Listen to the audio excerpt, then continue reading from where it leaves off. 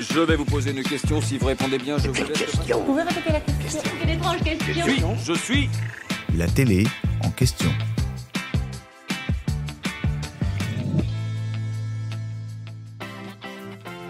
C'est le jeu à succès de France 2. Le samedi soir, plus de 3 millions de téléspectateurs aiment tester leur capacité à résoudre des énigmes avec Cyril Ferraud dans 100% Logique.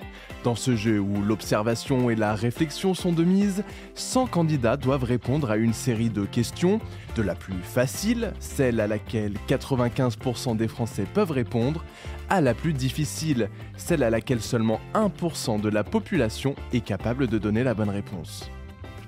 Lors de chaque numéro, 38 questions sont posées par l'animateur. Interrogé par Télé Loisirs, le producteur de l'émission Jérémy Atlan nous explique qu'en réalité, plus du double sont prévus. Il nous confie: on a une centaine de questions en stock parce qu'on ne sait jamais, il peut y avoir un bug ou une tablette qui ne marche pas.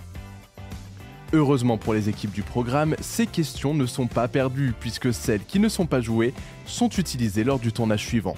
Logique. Mais avant d'être jouées, comment les questions du jeu de France 2 sont-elles testées?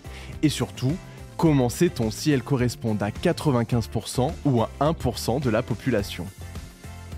Avant qu'elles n'arrivent entre les mains des joueurs en plateau, elles sont testées par un panel sélectionné via un institut de sondage.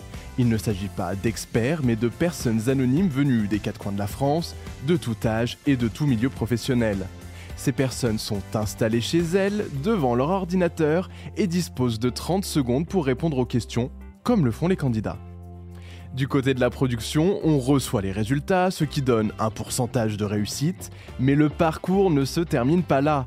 Une fois cette première étape terminée, les mêmes questions sont soumises à un autre panel, plus large cette fois-ci.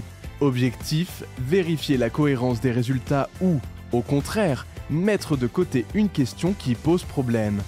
Au global, le quiz est testé sur 100 personnes, puis sur 1000 personnes et enfin sur 2000 personnes. J'espère que cet épisode vous a plu. Si c'est le cas, abonnez-vous sur votre plateforme d'écoute préférée pour retrouver de nouveaux épisodes chaque semaine. Et si vous en voulez plus, découvrez aussi le ciné en question et les séries en question sur les plateformes d'écoute et téléloisirs.fr. À bientôt.